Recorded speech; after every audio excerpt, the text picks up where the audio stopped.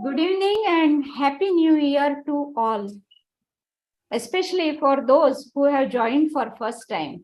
In our series, we Raigad IIPians with Maha IIP welcome you to Journal Journey.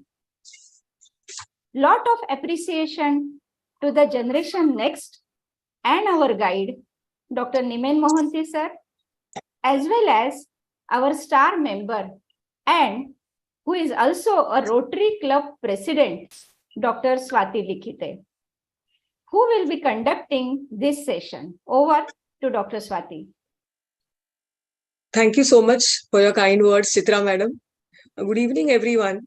Myself, Dr. Swati Likhite, welcome you all for our today's journal journey.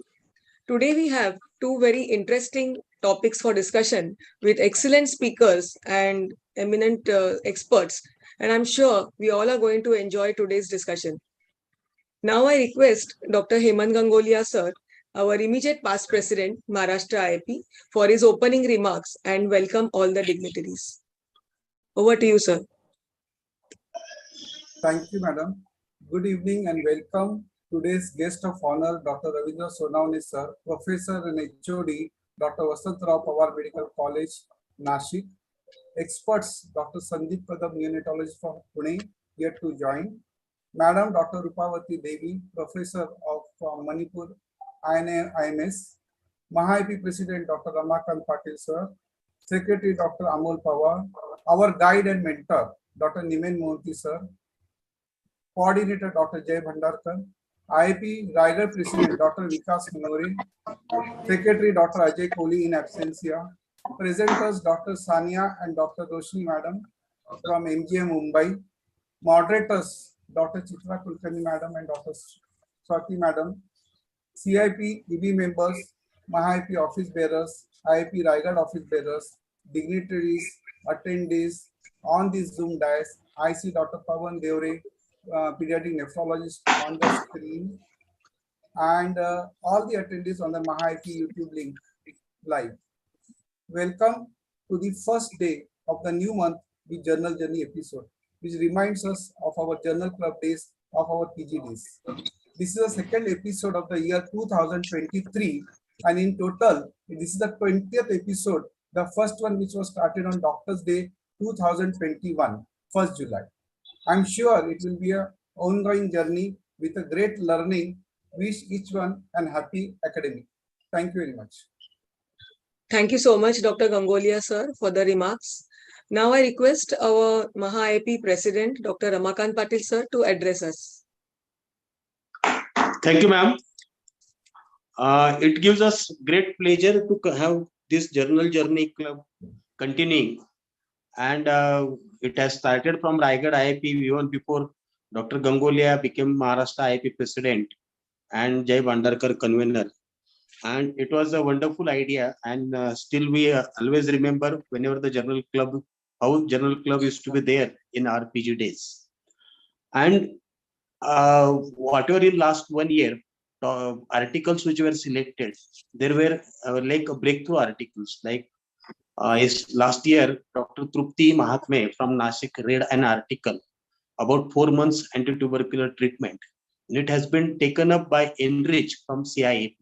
So the class and selection of articles by presenters and the able guidance from Mohanty sir and wonderful conducting by the Raigad IIP, even if it is under the aegis of Maha IIP. I think Chitra Madam, Maha IIP's name should come first because Raigad IIP is a part of Maha IIP and not Raigad IIP should come first. And ably supported by our secretary, Dr. Amol Pawar, and wonderful all the programs which were guided well by immediate past president, Dr. Himat Gangulia ji. So it is gives me great pleasure to have interaction with all this. And today's moderator, my very own colleague and friend, Dr. Ravindra Sonone, and my friend, Dr. Sandeep Kadam, who will be moderator. And I really appreciate the team for selecting another moderator, HOD, Dr. Rupavati, Madam from Manipur. And I thank the presenters with short notice because it is still yet to be rolling on in this year. So Sania and Joshua both had been willing to present this article. I hope from next month it will be on time and articles will be presented at least 2 weeks or 3 weeks. So all the best, and I appreciate and congratulate the team. Thank you for asking me to have few words. Thank you. Thank you so much, sir, for your kind words. Moving on, I invite Maha IIP Secretary, Dr. Amol Pawar, sir, to welcome our chief guest, Professor and HOD at Nasik Medical College, Dr. Ravindra Sonawne, sir, and share his pearls of wisdom. Thank you, Swati ma'am. First of all, welcome all dignitaries, experts, presenters, OBs of Maharashtra IIP and Raigad IIP, and all the delegates present on Zoom and YouTube also. This is the 14th continuous session of Journal Journey along with Raigad IIP. And today I am honored to introduce today's chief guest, my mentor, my guide, Dr. Ravindra Sonawne sir, who is a known face across Maharashtra for his friendship. He's a professor and HOD of Dr. Vasantrao Pawar Medical College and Research Center, Nasik. He is a PG guide. He is PhD guide also, and he has various research paper publications across various platforms. His areas of interest are pulmonology and nutrition. In IIP, he has held various positions too. He was president of IIP Nasik in 2021, and he was organizing secretary of Mahapedicon, which was recently held at Nasik 2 months back. So over to you, Dr. Swati again. Thank you, Dr. Amol, for welcoming our chief guest. Now, let me invite our Raigad IIP President, Dr. Vikas More, sir, to welcome the dignitaries. Thank you so much, Swati Madam, for giving me this opportunity. At the outset, this is a flagship program of IIP Raigad, and rightly said by Amagat Patil sir, the Maha IIP. Raigad IIP is a member of Maha IIP, so the name of Maha IIP should come first before Raigad IIP. So this mistake will not be repeated again. And at the outset, I want to again reaffirm the efforts taken by our dear Jai Bhandakar sir, then Madam and Iman Bhutti sir. Due to their perseverance, this program has been continued from such a long period. So I'm really grateful to all my team for giving the support continuously for this program. And I'm really amazed to see the experts from extremes of the country like Sandeep Kadam sir and Rupavati Madam from Manipur. They're available today for this as an expert for the presentation. And our Dr. Sana and Dr. I think both PG for making their presentation for this unique articles. And Gangulia, our own Gangulia sir, always blesses her for these programs.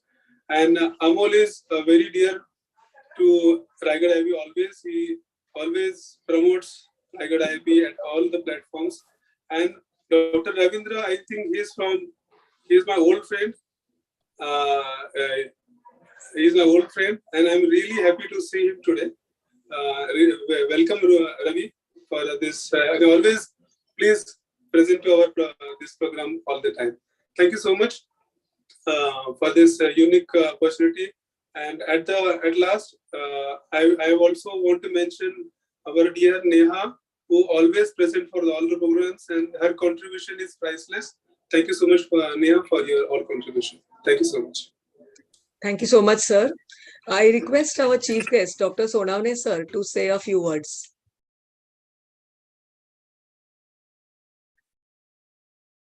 Unmute करा sir, unmute. Ravi sir, unmute करा. Restart. Start again.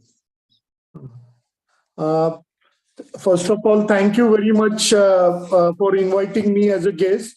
Thank you, MahaIP team, Dr. Ramakant Patil sir, President, Dr. Amol Pawar, my friend, Secretary, MahaIP, and Raigad IIP team, Dr. Gangolia sir, Dr. Chitra madam, Dr. Swati madam, Dr. Mohanty sir, Dr. Neha, Dr. Vikas More. He was my junior in Dhulia actually in 1995 batch. It is a really great honor, and thank you for this. And this journal journey is a very nice initiative.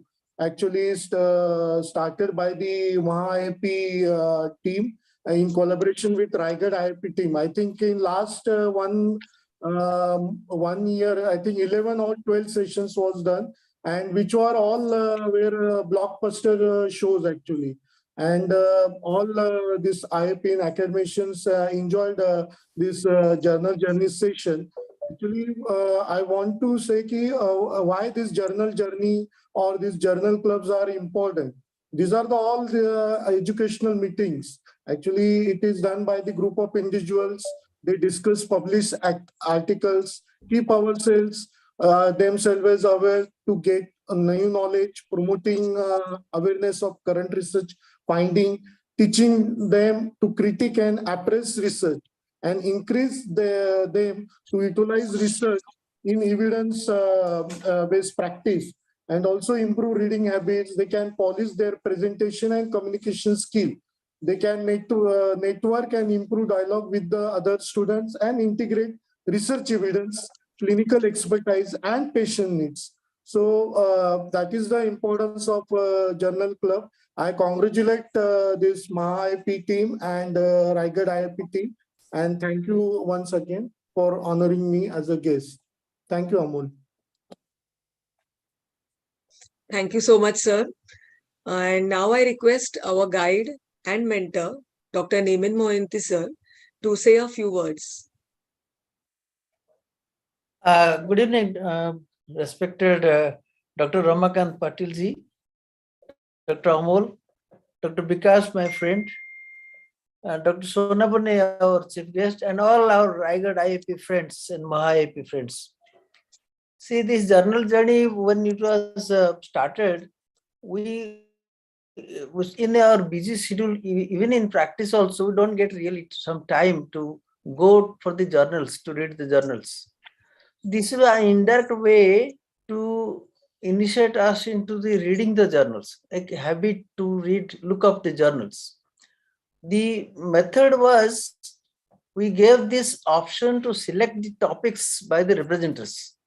So while selecting the topics, each one has to go through at least 8 to 10 topics so that they will select one. So that was the liberty given to them.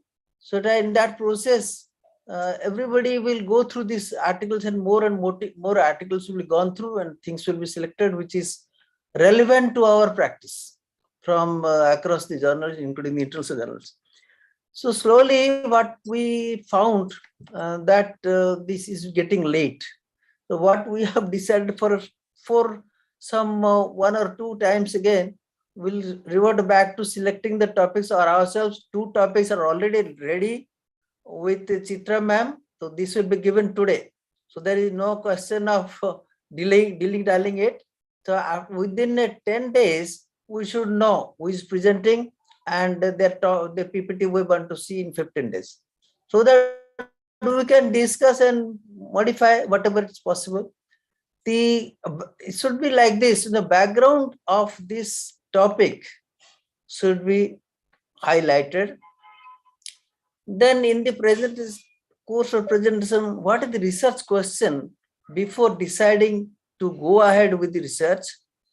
What was the aims and objective decided based on the research question? And then the result and conclusion should come. So this is the way a journal, we need not say the format, because everybody else, we have gone through this during our PG days.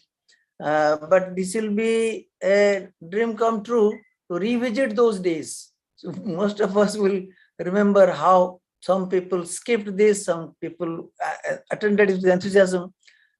This will revisit those days. It's very interesting. Thank you very much. The two young ladies will be presenting today's topics. Very interesting. And congratulations to all of you for continuing this for about a year, 2 years now. I think we should go with more enthusiasm. Thank you very much. 1 minute, sir. Dr. Swati, madam, please. Dr. Niven Murthy sir very rightly said, and the selection of article was such that it should be useful for the general pediatrics should be the practice. Dr. Niven Murthy sir, we are very lucky to have academicians. Dr. Ramakant Patil sir is there, Dr. Sandeep Kadam is there, Dr. Ravindra Sonawane is there, and I may request them, and also I am saying Nina Sheikh, I may request them to post the interesting articles well in advance in a week to Dr. Chitra madam, so we can have just a bunch of collection. Otherwise, every time what happens, last moment को अपने articles ढूंढना पड़ता है sir. तो हम लोग इसको request, may I request Dr. Ramakant sir, Dr. Ravindra sir, Dr. Nina Sheikh, as well as Dr. Sandeep Kadam. Please put our interesting articles into the group, or you can convey to Dr. Amol or Dr. Chitra Kulkarni madam. Please. Yes, sir. I'll share my email ID at the end. Over to Dr. Swati. Thank you, Gangolia sir, and I'm grateful to Mohanty sir for sharing his views. And now I would like to invite our coordinator, Dr. Jay Bhandarkar sir, to introduce our first expert, Dr. Sandeep Kadam sir, and then our first speaker, Dr. Sania Syed. Over to sir.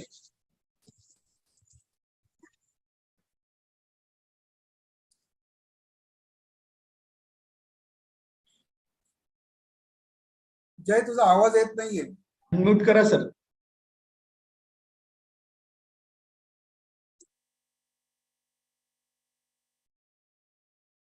If Dr. Jay is finding difficult, I will request Dr. Neha Singh, please go ahead with the introduction. Dr. Please, Jay Neha. is there? Dr. Jay is there? Dr. Jay. Neha, you can start.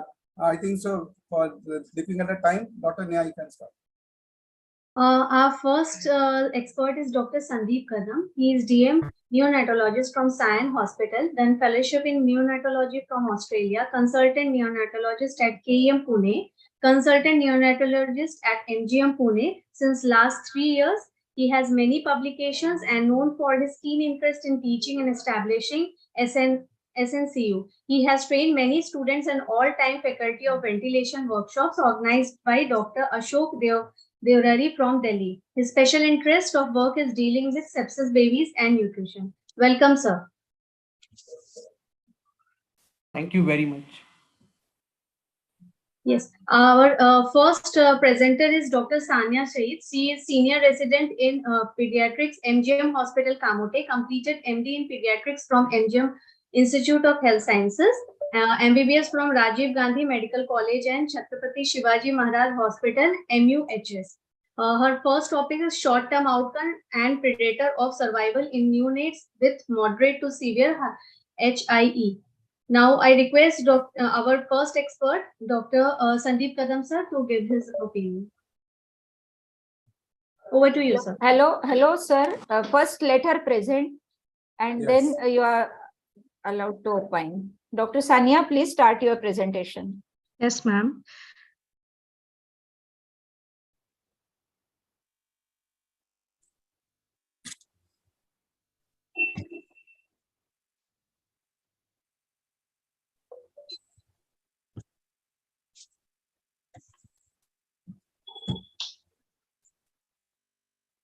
Just 2 minutes, ma'am.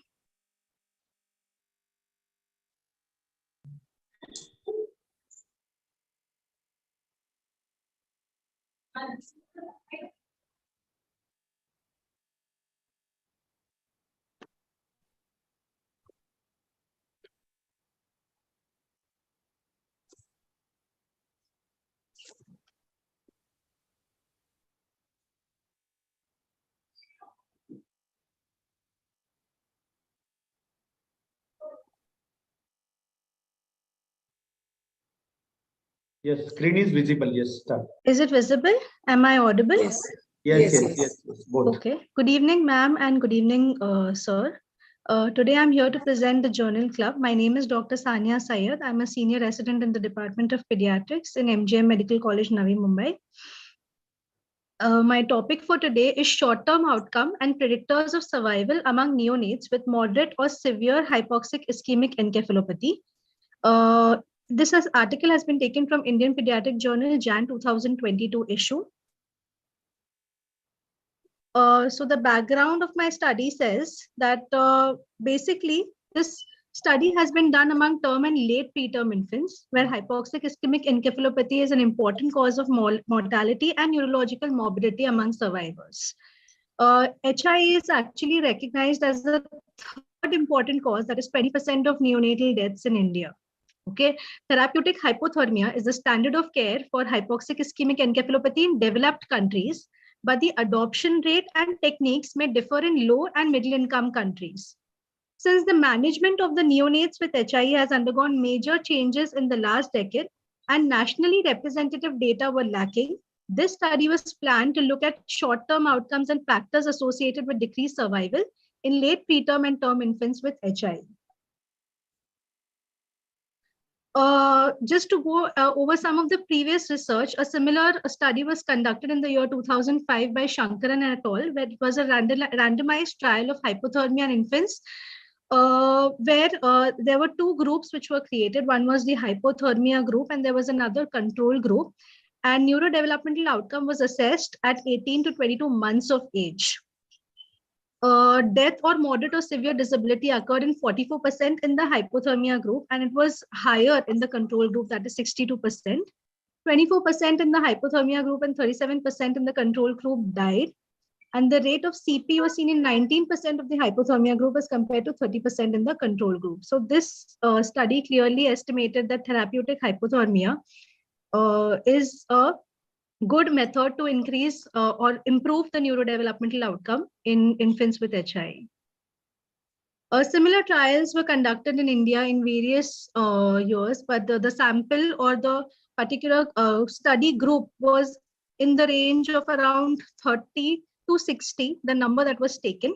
The device which was used was frozen gel packs, that is external cooling device.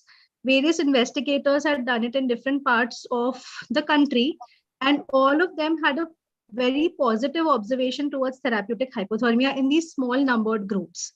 So, for example, Bhardwaj et al. In Pondicherry had found out the observation that there was a combined reduction in the death or developmental delay at 6 months of age by 21% in the therapeutic hypothermia group. Similar findings or positive findings were seen in many other studies which were conducted. Objective of our study was to study the incidence of survival to discharge ratio, basically survival to discharge amongst the late preterm and term infants with moderate or severe HI.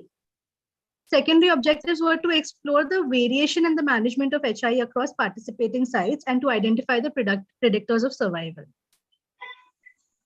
So the methods, it was a network which was under the Indian Neonatal Collaborative, INMC. A total of 28 tertiary care neonatal intensive units, both from the private as well as the public sectors across India, were contributing in the study. It was a retrospective cohort study, which included late preterm, that is from 34 to 36 weeks, and term infants from 37 to 42 weeks, with either moderate or severe HI, admitted between Jan 2019 to December 2019.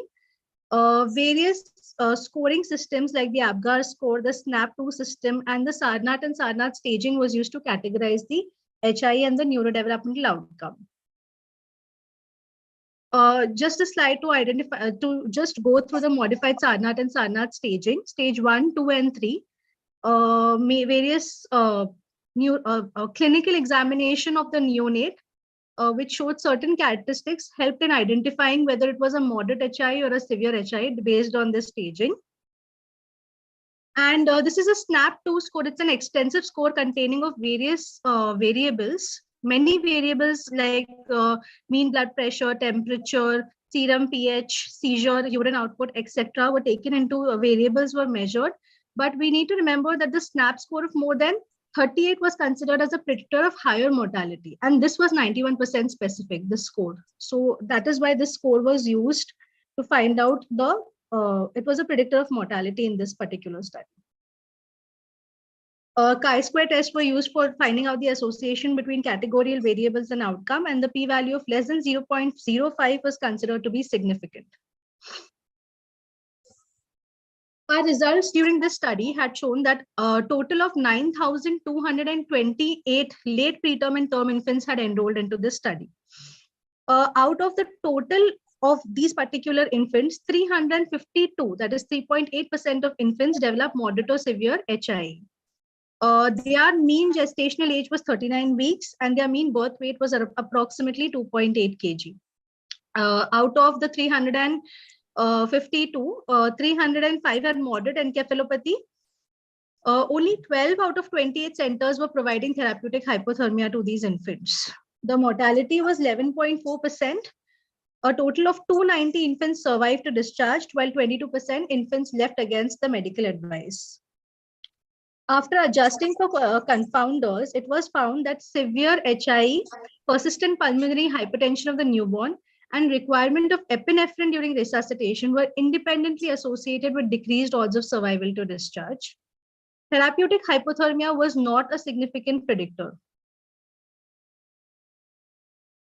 So just to summarize the results, total units were 28 with total eligible neonates as 9,228, out of which 352 had moderate to severe HIE, further divided as the ones who received therapeutic hypothermia 211 and the ones which did not receive therapeutic hypothermia 141.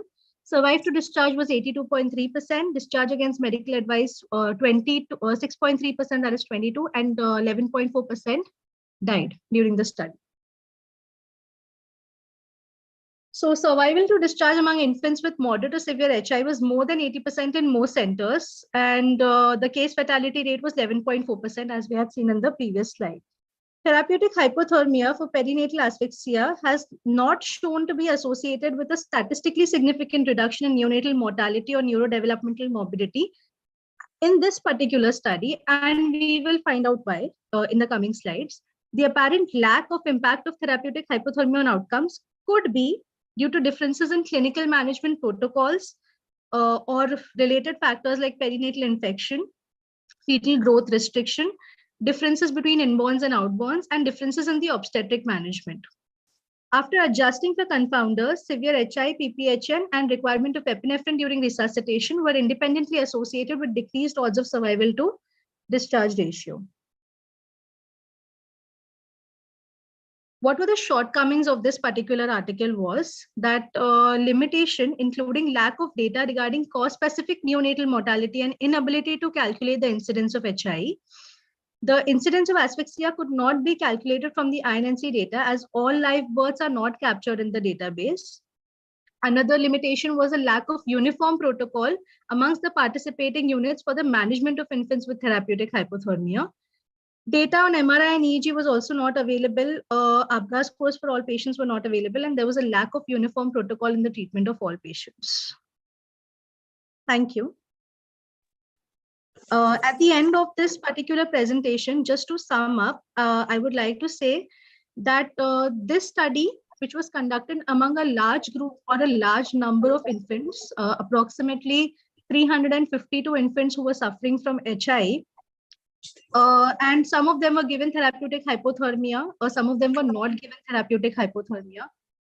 Therapeutic hypothermia, what was the effect of therapeutic hypothermia in the outcome could not be studied properly because of two most important reasons. One, there was not any uniformity in the protocol or the methodology of providing therapeutic hypothermia amongst most of the units. And the other reason was all the other factors like neonatal infections, neonatal sepsis, or any other causes that would lead to the death besides HI were also not taken into consideration.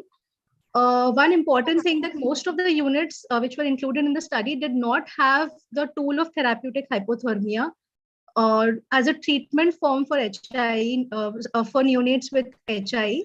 And thus one of the important, if we plan a study in the future to study a particular effect of therapeutic hypothermia on the particular outcome of neonates, we need to eliminate all these confounding factors and also increase more of these therapeutic hypothermia units and more NICUs so that it can be studied properly. Thank you. Very informative and excellent presentation, Dr. Sania. Thank you. Ma'am. Now I request Dr. Sandeep Kadam sir to give his expert comments on the topic. Yeah, Dr. Sania, very excellent presentation, and you have summed up the article in a very crisp manner. Thank you, sir. Having looked at this paper, what do you think is the strength of this data that we have got? Sir, one of the important strengths of this particular study that was done, it was done over a big group of infants rather than the smaller studies that have been done in the past. In 20, 30, 40, 50, 60 infants was the maximum that has been done in the past. This was inclusive of public as well as private sectors. I think that was one of the important. That probably is one of the take-home message, that we've got data from both private as well as public sector. Yes, sir. Number one. And number two, if you look at the data, it's probably pan-India that we have got. Yes, sir. It's from all over the country. Yes, sir. Now, if you look at this in data, it is a retrospective cohort study. Yes, sir. So do you think that is a weakness of? Yes, sir. Yes, sir. That was also my point, that because it was a retrospective cohort study, a lot of the confounding variables could not be adjusted. And that is the reason we could not eliminate them and find out better results. So in the future, if we could do a prospective study where we could include we could just adjust all the variables, inclusion and exclusion criteria right at the beginning of the study, and then find out, go towards a result, that would be a better option. Now, if you look at the methodology that we actually looked at this, the primary objective of the study was basically to look at the predictors of mortality. Yes, sir. Can we go to the first slide, your aims and objectives? Yes, yeah, sir. Primary objective. The primary was to find out the survival to discharge ratio. Yeah, so survival to discharge ratio, and that I think is close to 80% of our these babies have gone home. Yes, sir. According to this study, 80% was the survival to discharge ratio. Yes, sir. So your comments on this, that HI stage 2 and stage 3, have they separately told us what is the survival in stage 2 and stage 3? No, sir. Actually, they have not mentioned. They have just mentioned it as moderate to severe HI and their survival. So if you look at any paper, you have to start looking at what more information we could have got. Yes, sir. So as to improve our thinking from tomorrow morning. Yes, sir. So moderate HI, if you look at data outside, nearly 80 to 90% of these babies would survive. But what about severe HI? The mortality is fairly high and the morbidity is fairly high. Yes, so probably we don't have the data of HI stage 2 versus HI stage 3. Yes, and sir. that I think is a very important information that we need to have from our own country, because tomorrow if you are managing a baby in say Kamote and the baby has HI stage 3, you could say that from India the data is telling us that the mortality is 80%, and the babies who have survived after HI stage 3, the morbidity is going to be close to 90-95%. Yes, sir. So then comes the choice with the relatives, whether we want to go ahead or we would not like to do anything heroic any in terms aggressive of the manner. treatment. And I think that probably is one of the most important information or that this data would provide. Yes, sir. Now, second thing that comes to my mind is, if you look at the babies who have not survived, I think it's about 18% of these babies have died. Yes, they sir. tried to look at what were the predictors of the mortality. Yes, sir. And they took few variables into consideration, and they found that severe HI, that is HI stage 3, yes, PPHN, and epinephrine during resuscitation were independently associated with mortality. Increased odds of survival to discharge. Yes, correct. Sir. So what is this that information that you could interpret in terms of our implications for practice, for the practicing pediatricians? So severe requirement of epinephrine during resuscitation is definitely during when we start with Discompression, so prolonged resuscitation, right?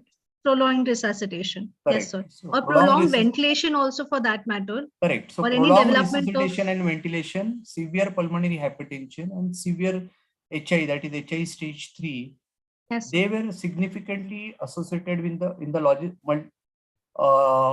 multivariate analysis as a predictor Yes, for sir. neonatal mortality. Correct. So tomorrow, if we see a baby like this, we can tell the relatives with some confidence that your baby is not unlikely to survive, or if you don't have these parameters, maybe the survival chances are higher. I think that is what this article probably has definitely sir. highlighted. Definitely, sir. Yes. Then we come to the next issue, that was therapeutic hypothermia, which was given in by some units and which was not given by some units, and there was no difference in the mortality, right? I think 11 Yes, units cooled the babies, and there were 17 units which did not follow hypothermia. Which did not follow. Yes, sir. Now, if you look at hypothermia, it is a standard of care in the Western countries, whereas Yes, it is still not the standard of care as far as we are concerned, because we have got different models. We have got some public, we have got some private, we have got tertiary, we have got level 3 units in some few places. And the recent Helix 2 trial which was done did say that hypothermia was associated with higher mortality. Yes, and sir. This was something which probably took a lot of us by surprise, that hypothermia probably was associated with higher mortality in the low middle income countries. But if you look at this data from this retrospective cohort study, the ones where there was hypothermia were 211, and those who did not receive hypothermia was 141.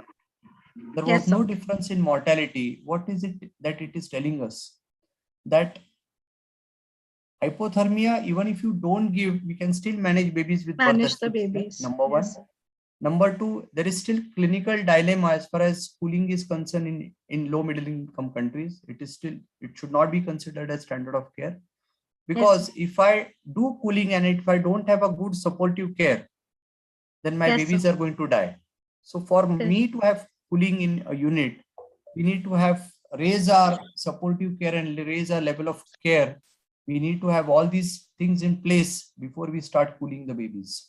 Yes, sir. But I think we all need to be very careful about offering therapeutic hypothermia to a baby with perinatal asphyxia and asphyxial encephalopathy. Yes. So a take-home message for me, if I'm practicing in a rural or a taluka place, would be, if I have a baby with birth asphyxia, even if I don't cool, and if I provide good supportive care, I manage the baby's seizures, I look at the fluids, electrolytes, nutrition, oxygen saturation, ventilation, my baby is still likely to do better than to go ahead with a procedure like therapeutic hypothermia. Correct. Yes. So I think these are some of the take-home strengths of these data that we have got. It's over 9,000 babies who were eligible, and we found that we could get data in nearly 350 babies. So which is not a small number if you look at babies with birth asphyxia. I think we don't have intricate details about the predictors of mortality. We don't have intricate details about the resuscitation details.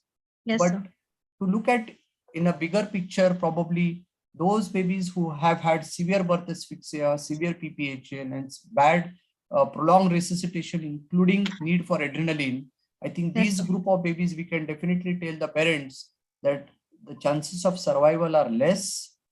And number two, if you don't have cooling machine, you could still treat the baby with good supportive care, because the mortality is no different as far as babies with cooling or without cooling are concerned. It was not a significant predictor. Yes. Correct. So this is what this paper tells us. Now, before I end, how could you critically appraise or criticize this paper? Yes. criticize this. Sorry, sir. Paper. Criticize this paper. What are the lacunae? What are the basic fallacies about this data that you have presented? Yes, sir. So, so one of the important thing, as you said, sir, that severe and moderate HI and their outcomes have not been given separately. So it was more about mortality and not about morbidity, or it was not basically stratified into moderate and severe HI leading to mortality. So that was one of the shortcomings. There was no uniformity, or there was no exclusion criteria basically, where we could just study the effect of therapeutic hypothermia on HI.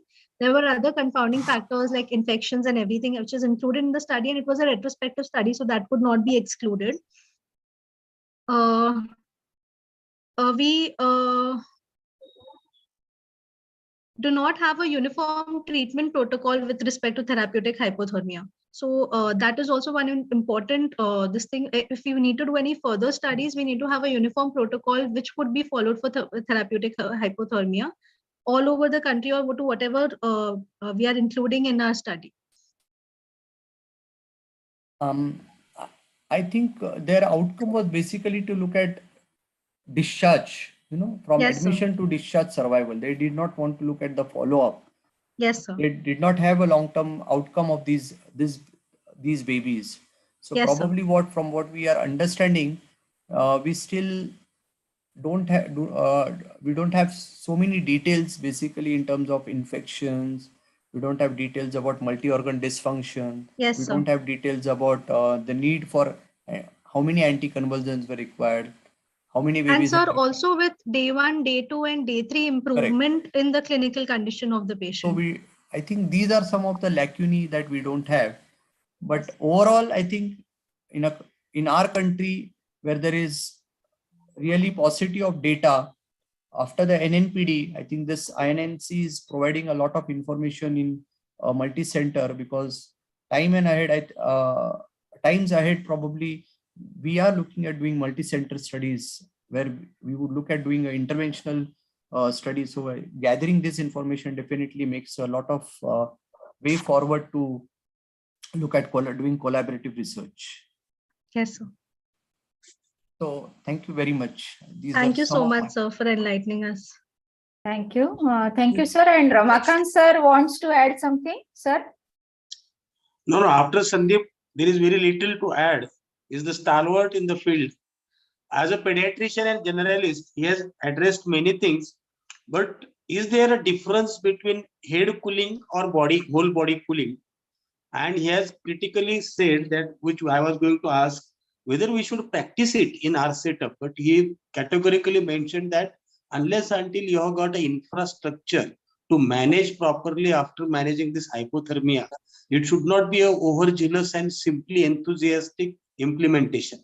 So to have a logistic management and all those things, one should take his advice as per his availability, because I don't want to take time, but I just wanted to know whether there is any difference in head cooling and whole body cooling. Is it significant? And are there any studies about the very severe Charnot stage 3 outcome with hypothermia and without hypothermia? Sir, well, let me confess today in front of this August gathering that I am here as a pediatrician because of two people, one of which is Dr. Ramakant Patil. So he guided me to take pediatrics in just after my MBBS. So he's my guru.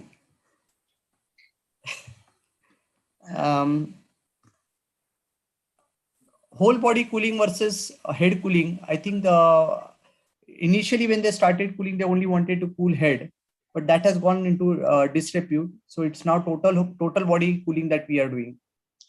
Initially it was uncontrolled, but now it is servo controlled. Then came the cost was a major barrier. How it evolved is what I'm trying to say. So they used to put ice packs around the warmer to cool the baby. Then the ice packs were uncontrolled because the babies were going into severe hypothermia and hyperthermia. There was a lot of temperature fluctuations. Then came servo-controlled cooling machines, which were critical, Blanketrol and all these newer generation hypothermia machines. So basically, we need to have a servo controlled hypothermia device. There is no conflict of interest with any of these machines that we know which are available in the market. But I think if we are doing cooling, let us cool these babies with scientific information, with a good machine, without causing harm. Because if you look at these predictors of mortality in babies with HIE, one of the most important predictor was hyperthermia. And delivery room hyperthermia is a very important contributor of mortality and morbidity. So we should avoid hyperthermia and we should avoid fluctuation of temperature. So I think these things have to be taken into consideration when it comes to implementing hypothermia in our units, number one. Number two, don't start hypothermia tomorrow just because you want to attract more patients in your unit. I think that's something which I would really refrain from.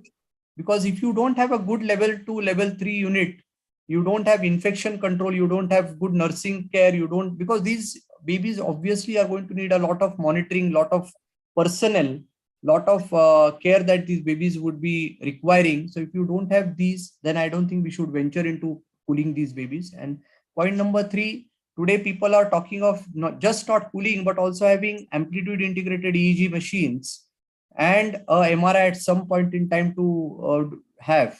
So we need to have a neurocritical cooling unit rather than just having an NICU and a cooling machine and just start cooling the babies tomorrow morning. So I think it definitely involves a lot of technology, lot of personnel, lot of training, lot of monitoring, and then we should venture into doing hypothermia. Otherwise, we saw what happened in the recent trial. There were higher deaths in the cooling arm as compared to the conventional management. If moderator allows one question. Yes, sir. Yes, sir. Yes, sir. Dr. Sandeep, sir, very well said. Just looking at whatever the mortalities and morbidities we are seeing through these studies, the important point in the rural practice as well as the institutional practice, where the morbidities are very severe, and we know the long-term morbidity as CP. How do you counsel the patient after explaining all these things if they refuse the treatment or to continue the treatment? That is a very difficult thing to be done. So just how do you go about it? I think, sir, first thing is that we should be honest with our patients. Whatever be the truth, we have to reveal the truth to the relatives at that point in time with some factual data. Like, for example, if a baby has got HI stage 3, I think it's wise enough to tell them that this baby has got high mortality. If the survival is 20%, the babies who would survive, nearly 80% of these babies are likely to have cerebral palsy, mental retardation, or significant morbidity. And at the end of it, if you still want to continue, then it is your decision to continue. But whatever be, you have to face the outcome. And you have to record it and take consent with on paper, either ways, whether they want to continue or discontinue. Yes. But mind well, I think here labeling the diagnosis of HI stage 3 has to be very critical, because sometimes you give phenobarb, you give midaz, you give sedation, there is low sodium and these babies are comatose. It should not happen that you have stopped treatment in a baby who has a potentially reversible disease like a hyponatremia because of SIDH, and you have stopped treatment. I think that these hypoglycemias, hyponatremias, sedation, paralysis, all these have to be ruled out. And you have really to be able to diagnose HI stage 3, have a isoelectric line on EEG or MRI, which is showing really a bad picture. Then I think with some confidence, we could say that this baby has got stage 3 HI and we would stop treatment. Thank you. Thank you so much, Kadam sir, for your comments and guiding all of us. Now I would like to invite Raigad IIP President, Dr. Vikas More sir, to introduce our second expert, Dr. R.K. Rupabati Devi madam, and then to introduce our second speaker of the day, Dr. Roshni Joshua. Thank you so much for giving this opportunity. I hope Madam has joined. Yeah. So we are very fortunate to have Dr. R.K. Rupabati Madam. She has done her DNB from Delhi, and she is right now working as an assistant professor at JNMS Institute, Imphal, Manipur. She has got the Purvanchal Pioneer Award from East Zone IIP 2009 and work contributed at various positions at state and national level. So thank you so much, madam, for blessing us from such a long distance. And secondly, we have Dr. Roshni, who has done her MBBS from St. Joe's, Bangalore, and done her MD Pediatrics from Vellore. Right now working as a senior resident from MGM Kamuthi, and she'll be presenting us article on the use of ready-to-use formula in severely malnourished children. So over to you, Dr. Roshni. Thank you, sir, for your introduction. Please share your slides. Yes.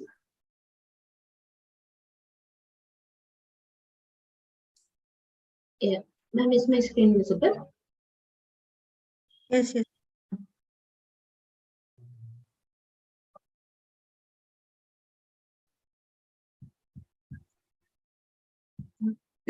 Good evening, everyone.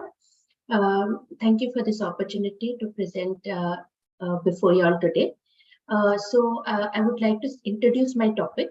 The article that I will be presenting is acceptability of locally produced ready-to-use therapeutic food in malnourished children, a randomized double-blind crossover study. This study was published in February 2022 in the Indian Journal of Pediatrics. So the background of this study, as we all know, that severe acute malnutrition is a life-threatening condition. And as per the NFHS4 data, we still have about 7.5% of under 5 children suffering from severe acute malnutrition. And the NFHS5 data, unfortunately, has a similar percentage of children. So SAM management, we know, is divided into two phases: the stabilization and the rehabilitation phase. So during the rehabilitation phase, catch-up growth, where we focus on the child's calorie and protein requirements and intake, and to catch up their growth, is the main focus of the rehabilitation phase. So during this phase, the recommended energy and protein requirements are much higher than what is normally given to children. So in uncomplicated SAM, that is where there are no infections and no other complications, home-based care is often preferred due to multiple reasons, as we know. So ready-to-use therapeutic foods are widely used for home-based care of SAM. However, studies on ready-to-use therapeutic foods have been mainly conducted in Africa, and some studies have shown that there is higher rate of weight gain with RUTF than with augmented home foods. There was a recent Cochrane review which showed that standard RUTF may improve the recovery and rate of weight gain slightly, but there was no effect known on the relapse and mortality. So RUTF is a lipid-rich paste, which consists of skim milk, peanut butter, vegetable oil, sugar, and there is a vitamin and mineral complex. So there was an RCT done in India between 2012 to 2015, where they have used locally produced RUTF and they compared it with standard RUTF and augmented home foods.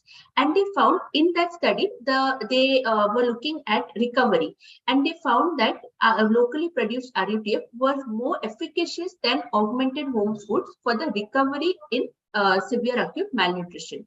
But recovery rates were lower than studies done in other countries. So this study was done to compare the standard RUTF produced by according to WHO standards with locally produced RUTF. So the research question that they focused on was to compare the acceptability of locally produced RUTF with standard WHO RUTF for the treatment of malnourished children in children aged 6 to 59 months with weight for height Z-scores of less than -2 standard deviation, residing in an urban slum in Hyderabad.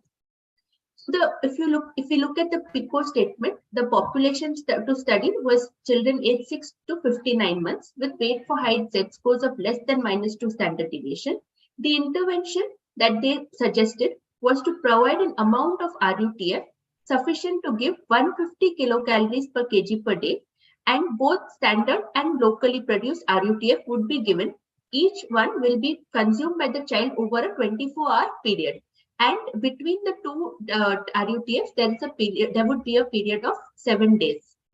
The comparator was the standard RUTF, which was easy paste nut, following the WHO guidelines. And the outcome was to see if RUTF was acceptable or not. Acceptability was defined as the child consumed more than 2/3 of the offered amount, that is at least 100 kilocalories per kg per day, and the timeline was 5 months. It was a single center, randomized, double-blind, two-way crossover study.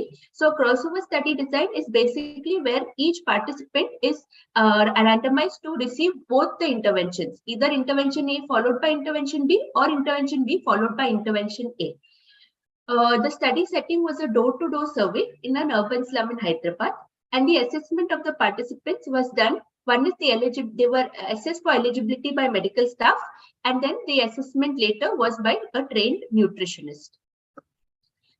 This was the inclusion and exclusion criteria. As we already said, the age, the weight for height Z-score of less than -2, that is children with severe acute as well as moderate acute malnutrition, parents who were consenting, and exclusion criteria is any chronic illness or persistent diarrhea. And there was, at this time of doing the study, there was no community-based management of acute malnutrition, which was operational during that period. So ethical clearance was obtained and funding by ICMR research grant. So so they were used 2 RUTFs. One was a locally produced and one was a standard RUTF. The locally produced was prepared by a local Telangana food state government enterprise based on the WHO guidelines, and all the ingredients were locally procured, except the micronutrient mix, which was supplied by a company in Ireland. They prepared it such that the texture and consistency was similar to the standard RUTF. The standard RUTF was easy paste nut, which is manufactured by a company in Haryana. The quality parameters that they examined before the start of the study were the quality of the ingredients used, the shelf life of the ingredients, and any microbiological contamination. So all that was assessed for both the RUTFs, and the nutrient composition of both products was similar. As you can see, that only there was a slight difference in the kilocalorie the energy content, where the locally produced showed 560 kilocalories and the standard had 500 kilocalories. Overall, the other composition was similar. So randomization was done where each the participants, so 36, the sample size was 36. So they were randomized to either receive intervention A first or intervention B first, and the RUTF packets were sealed. And this randomization and sealing and preparation of the packets were done by personnel not involved in the study. Initially, an appetite test was conducted where 30 to 50 grams of RUTF was given. If they consumed that within half an hour, then the rest was given over 24 hours as small frequent meals.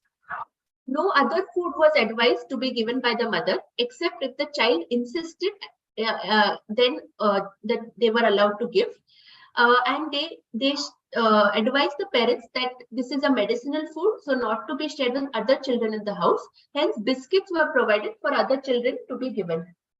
After 7 days, after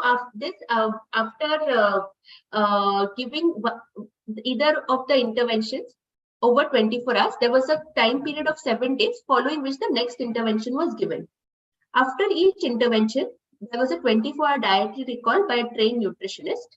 The amount of RUTF left over was estimated by weight.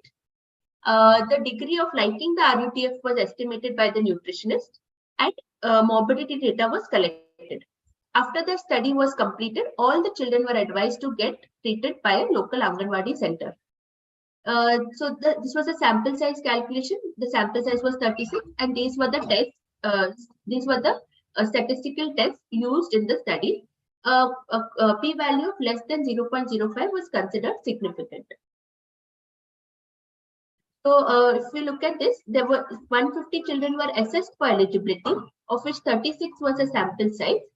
18 were received locally produced RUTF first, and 18 received standard RUTF first, following which they were crossed over. In this arm, two children discontinued, one out of disinterest and one because they developed diarrhea. And in the locally produced, one discontinued because of disinterest. 33 children in effect completed the study. The mean age was 39 months of the children who completed the study, of which 12 were girls. 23 out of these 33 were breastfeeding the child.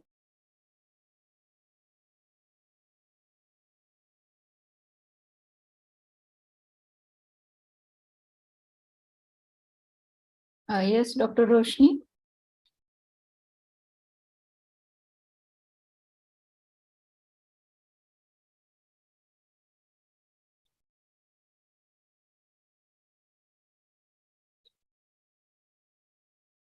Shall I call her or? Roshni, will you please unmute?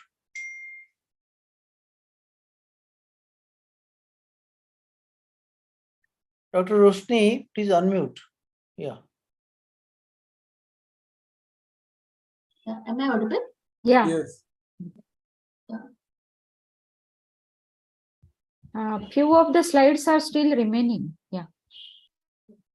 Yes, ma'am. So, yes, ma'am. And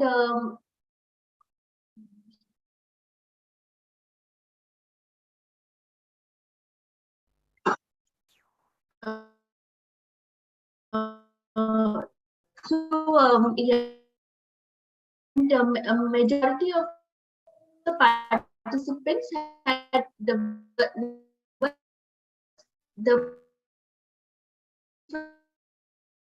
manual laborers.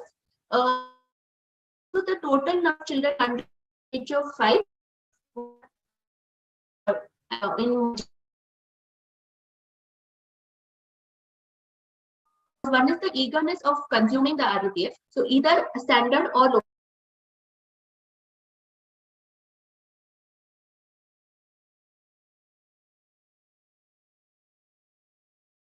Defined as more locally produced 30% accepted.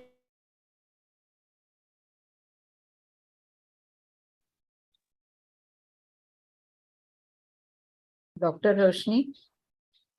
She's getting disconnected. Yeah. No, her bandwidth is low. Probably she's not able to connect or otherwise. Yeah. So you can, you can change your slides if you want. We can explain. Yes.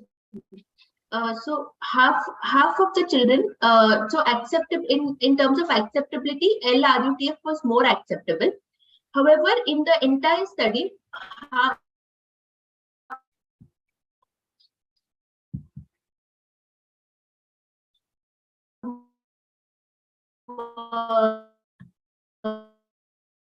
Yeah, this showed that the locally produced one was much more acceptable than the WHO RUTF. Next slide, please. Madam, Dr. Roshni is okay. Am I audible? Yes. Yeah. So in the yes. So the consumption. You can go to next slide. Smell the texture of the RUTF. So in conclusion, both standard and locally produced RUTF were acceptable by less than 1/3 of the participants based on the acceptability criteria. Based on the organoleptic evaluation, locally produced RUTF was preferred. So community-based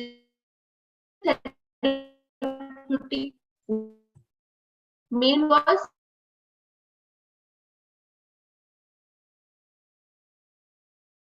if you look at the locally produced RUTF, the amount acceptable about 60 kilocalories per kg per day, and for the standard, it was about 55 kilocalories per kg per day. And we know that we want to achieve 150 to 10 kilocalories per kg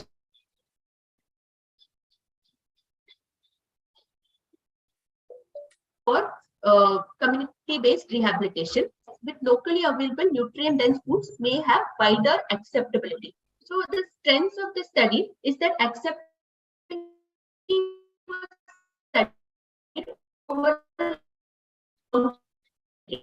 so most of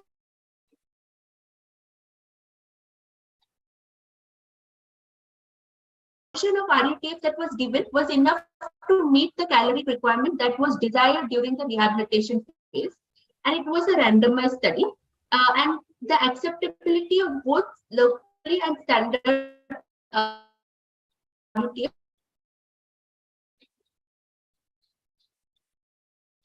Same children were given first the WHO RUTF and after limitations of the study value. Yes, yes, go ahead. So about 2/3 had moderate malnutrition. So they may have consumed a lower quantity of RUTF than children with because of the lack of direct supervision of the feeding. So they may have been over-reporting or under-reporting of the RUTF consumption, and there is it was a small sample size. Article, the study address a clearly focused randomized. It was randomized, but they had not mentioned how and it was done and what was the process of randomization. Were all the participants who entered the study accounted? It was not. 3 participants had discontinued. The participants were blinded, the investigators were blinded, and the people assessing the study were blinded. But the study group similar at the start of the randomized control. Since the same child received both the arms of the study, it was not applicable. The effects of the intervention were reported comprehensively, yes. And the precision of the estimate of the intervention was reported. So confidence intervals were reported.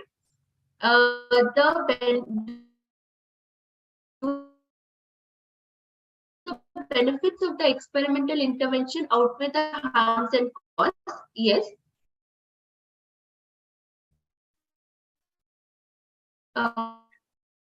And intervention provide greater value.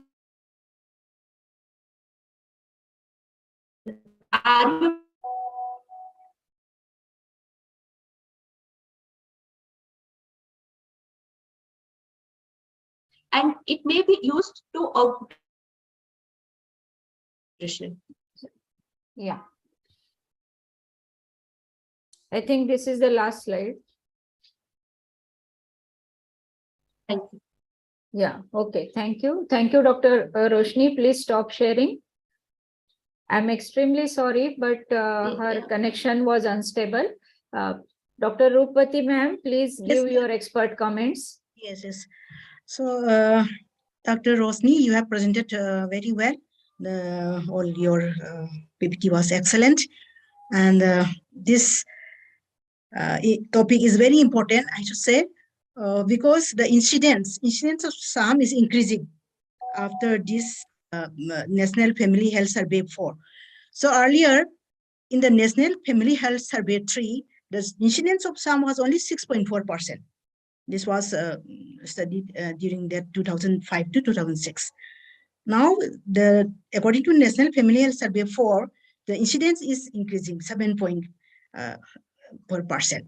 So the topic for today's journey presentation by the Rosni is very important, and it is the high time to take care of all those children who are suffering from SAM. So, Dr. Rosni, I just want to ask one question. Do you think that this study in acute malnutrition, is it focused regarding the population? Dr. Rosni, audible or not? Yeah, ma'am, it was urban slums. Yes, it was in urban slums, but the types of malnutrition. Am I audible, ma'am? Really, Yeah. ready-to-use therapeutic food is meant for those children suffering from severe acute malnutrition Yes. and during that catch-up growth time. Yes. But here in this study, they have also included this moderately acute malnutrition. Yes. Rather, number of moderately acute malnutrition is more than the severe acute malnutrition. So this study is mainly meant not only for the SAM, it is meant for the acute malnutrition, I should say.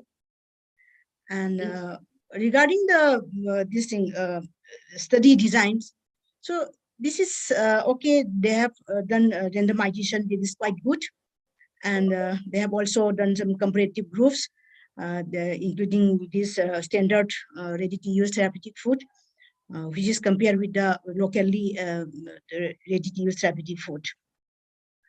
And here, all the participants they have included in the study were carefully included in the conclusion. And regarding the methodology, I should say it is sound because the blinding is done in both the investigators and the participants. And about the results, the effect of intervention reported here, it is comprehensive. Then outcome measures depending on this acceptability regarding the taste, smell, and appearance, as well as textures were reported very well. But one thing is drop out from the study. There was 3 cases drop out from the study.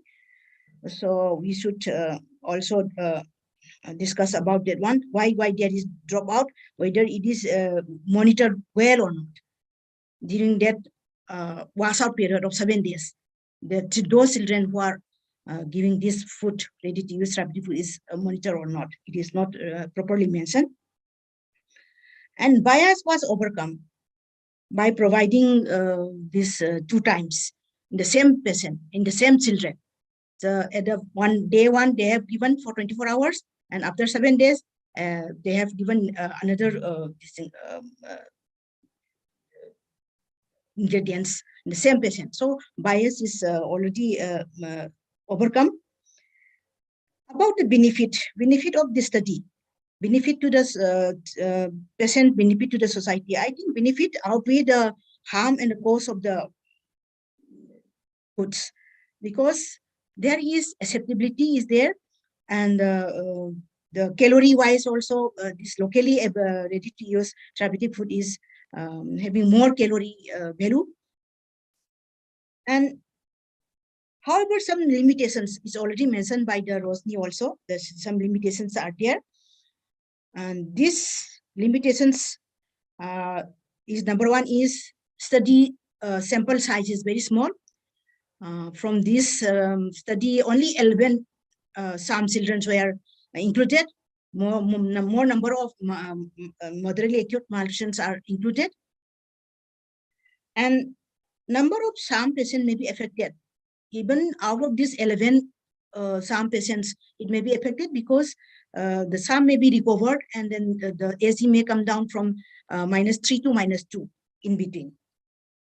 So proper monitoring is required, but it is not mentioned here in this article. And there is also lack of direct observations of the feeding. So when in the facility-based management, when we do the appetite test, we have to monitor the patient closely where appetite test is done, and then given the food, and then observe for 30 minutes, 1 hour. So observation, whether it is observed or not, it is not mentioned properly, though they have done the appetite test. And overall, the take-home message for this article is SAM is mentioned earlier, the incidence is increasing. It is still a big problem in our country. And the home-based care by this for the SAM patient, it is a little bit, we need more study, because we don't know whether some patient is complication developed during that period or not. during their treatment. So tie up with those community workers. It should be very and improve. And ready to use therapeutic food can be given, especially for the facility-based management. But in the community level, since the monitoring is lacking, so it may not be feasible to give. And then last thing is, there is no generalization of this acceptability. It is localized only in one single center. So that's all I think for this article. Yes, very critical analysis of this paper, ma'am. Thank you, Dr. Roshni. She had some connection problems, but it was indeed very crisp and concise presentation from her. And also thank you, madam, for your valuable inputs. Madam, do we have some time to take some questions? Yeah, please, anybody can ask question. I request Dr. Jai Bhandarkar sir to take up 2-3 questions from the chat box if they are. Pallavi, any YouTube live questions? No, ma'am, not on YouTube live. Okay, thank you. We can go ahead with the vote of thanks then. Okay, madam.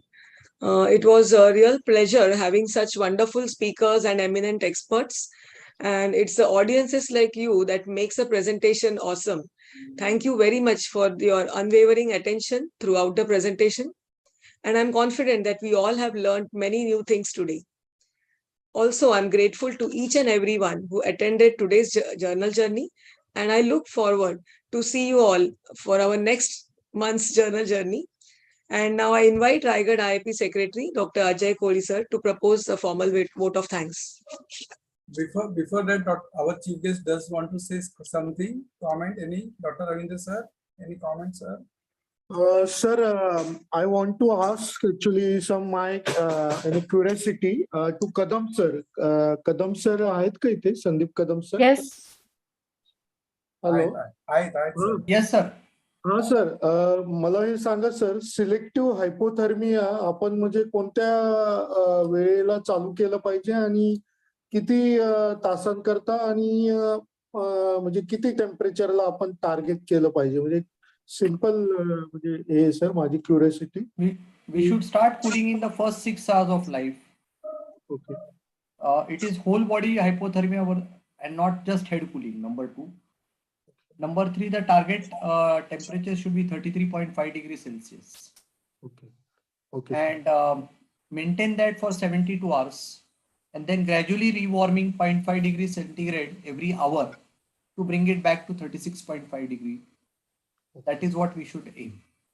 तर आणि हे जे selective हायपोथर्मियाचं जे खर्च आहे, cost approximately कितीपर्यंत जाऊ शकते आणि प्रत्येक institute मध्ये समजा आमच्या मेडिकल कॉलेजला ते मस्ट आहे का, की म्हणजे आता प्रॉब्लेम असा आहे की इंडियाचा जो डेटा आलाय रिसेंट ट्रायल हेलिक्स 2, त्याच्यामध्ये ज्या युनिट्स मध्ये कूलिंग केलं त्याच्यामध्ये mortality was higher as compared to conventional care. त्याच्यामुळे as of today there is a clinical dilemma whether to cool or not to cool. So in the current scenario, I think what we understand is that whatever we do, we should provide the best supportive care. The units which have got a good level 3 unit, I think where we have got good personnel, good nursing care, less infection, good antenatal care, I think those units probably we would have hypothermia as a modality of treatment. But even if you don't provide hypothermia, it doesn't mean that you are providing inferior quality of treatment as of today in the low middle income countries. I think that's where we are. Yes, sir. And sir, yes, sir. Lastly, hypothermia is not something like a magic bullet. की hypothermia दिलं म्हणजे सगळे asphyxiaचे babies normal होणार आहेत. I think that's something which should be removed from our mind, that it is a magic bullet which would improve all babies with HI to become normal. I think that's something which we should not be having in our mind.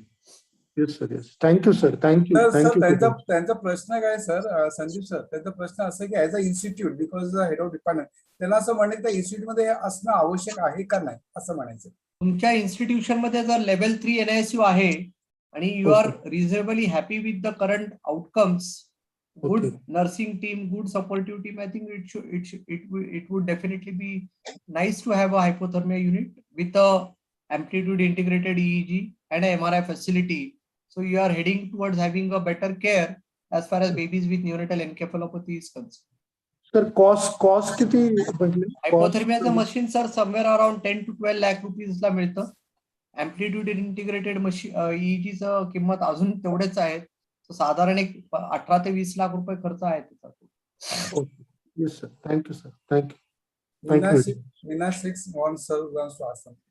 Yeah, good evening, Sandeep. It was really good presentation and good deliberation. I have two questions for Sandeep. Number one, I will carry on what has been told by Ravi, that if you go back the literature itself, as was told in the presentation, that this is the standard of care in the Western world. Does it not imply to us as a standard of care from medical legal point of view? Number one, though the data is conflicting in our part of the world. And my second question is, what severity score you use, since many of the severity score has PF ratio, which will need invasive arterial line in a small tiny neonate with its own complications and implications. Thank you, Sandeep. Very nice question, sir. I think we should not take Western data and try to replicate in our own scenario, because what they do and what we do are different. Our babies may be different to what their babies are. Our genes are different. So everything is different. I think we should not just extrapolate their data and put it into our practice just because they think that it is right. So I think we need to generate our own data, and this was probably one of the exercise that we all did in that INNC. To contribute our information, our data, and Helix 2 was a similar trial which definitely did suggest that our babies died because of cooling rather than survival was survival, which has been shown better in the cooling arm in the developed countries. So we should not say that it is standard of care. The flip side is that the Helix 2 was done in majority of the public sector hospitals. So whether our private NICUs and our babies in the private sector would have outcomes which are matched or comparable to the higher income countries is something which probably a trial would answer this question. But as of today, I don't think we should say that cooling is standard of care in India, looking at the evidence that we have in front of us. Yes, continue. And number two, regarding severity of score, we could use Sarnat, we could use Levine, or we could use Thompson scoring, any of these. No, Sandeep, it is with regard to Sarnath and all is for HI. I was talking about the severity of illness score. Suppose we use severity of illness score and we use SNAP2 and all. We have a PF ratio which is required. If you others are clinical. Look at top score, look at CRIP score, sir. CRIP is also have a PF ratio. Then look at the ones simple outcome like TOPS is a good data, simple tool to see how the because I need some severity of illness score which does not have invasive parameters and fulfill my NABH requirement. You understand? Suppose we in PICU we use PLOD score. Pediatric population we can have a arterial and all those. But you don't need. You could do one blood gas, sir, without an arterial line. That is good enough. That's okay. That's one. And can you share that particular study that you're talking about, Helix or Felix? What is that? Helix, HELIX2. HELIX. Okay, Helix 2. Oh, thank you, dear. We'll have it. Nice. Yes, sir. Mongolia, sir. Dr. Sadiq, just a point to thought over, because the point which was raised by Dr. Ravi sir as well as Dr. Binas, because I just wanted to make that point as perspective of the medical legal. What happens when this issue goes, sometimes the patients get to know that this facility of treatment is available in the world or in the country. So when they take the treatment at the institution and something happens and they just put this point, if this facility is not available at the institution, which would have been done, it could have given the better outcome. So in perspective of that, because you're an active member of NNF, please see that some guidelines can be brought out in the context of the Western data as well as the Indian data. So it can just help any issue goes to the court of law. And that's the point I want to say. Yes, sir. Yeah, I mean, this Helix 2 study will help us. But if it comes from the organization like NNF and IIP, yes, it does help us in the prospective court of law, because this is the problem, because we don't have pooling everywhere. That's the thing. I agree, absolutely agree with you. Yeah, thank you. Over to Dr. Ajay. Yeah. Good evening. Thank you, Chitra ma'am.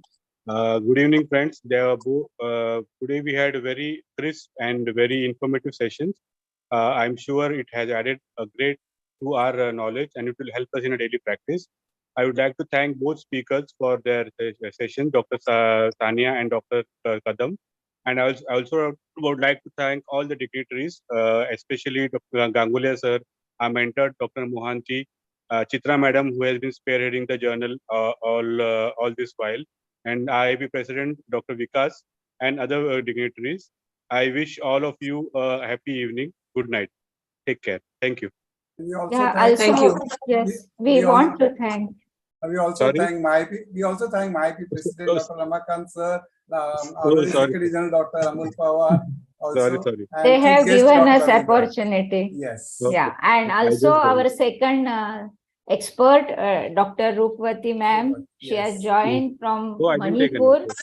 Yeah, Yes. and Yes. Dr. Roshni, who has taken pains to present the data so thoroughly, and it is very important in our public pediatric practice, where she shared that the incidence of SAM is increasing. Though we are developing as a nation, the SAM is also increasing. That is a worrisome thing, and we as a private practitioners have to look into it and prevent it. Thank you. Yes, and also we will thank Meena Sheikh also, those who are there. Dr. Manjusha madam is there. We will also thank her. And Neha is also there. Thank you. No, I must tell you one thing. This is one activity which is actually one of the finest activity. Journal review and journal club is often been ignored, but it is I feel the best. The way it is analyzed, the way it is presented, it's one of the finest activity. I always love to have the journal club. Mohanty sir, आपको Sam पे study करने है तो हमारे कर्जत तालुका में बहुत Sam है पापा. Dr. Chitra, 2 articles are already ready and given to you. Yes, sir. Yeah. So you can issue the next day and find out from Ramakanta sir who will be the next speakers. Yes, sir. And Can we? Yes, sir. Dr. Amol, yeah. Yes, No, sir. let sir finish it, then I will. No, please. Actually, one is on this measles epidemic. It's relevant to the time. The other one is the pneumonia, what we had already decided, the antibiotic protocols in community-acquired pneumonia. It will be relevant to our day-to-day practice. Thank you. Dr. Mohanty sir, lot of measles cases in our periphery of Nera. Almost 2 to 3 villages totally, almost 90-95% household. And it is very sad to say we report, but that question mark will keep just as it is. Yes, Amol. Hemant sir and Mohanty sir, I will share our experience. We are getting lot of patients with high grade fever, 104, 105, Yes. with no focus. With no focus, blood culture is negative, CRP elevated, PCT elevated, Yes. no focus. Mimicking like bacterial infection, but it is not bacteria. So it's, I mean, really, Sandeep, I don't know whether you have experience or others have, Mohanty sir experience. This in last 2 weeks, there's a very different experience. High grade. Meena, I totally agree. I am also seeing the same thing. And typically na the measles मध्ये बोलतो ना, rash आता बऱ्यापैकी कमी होतो. Probably title घेतल्यानंतर ते positive. I don't know. I mean, at my setup, I do CRP, I do PCT, Yes. do blood culture, all septic screening negative. I have a child with PCT of 34 and no focus. I am worried. Culture is negative, everything is negative. I don't know what is going on. Measles किया क्या sir आपने? Sir, there is no fever with rash. नहीं, rights नहीं होने के बावजूद भी हमारे 1-2 केस जो विलेज में किया ना, we came positive. Sir sorry, YouTube live बंद करायचंय का?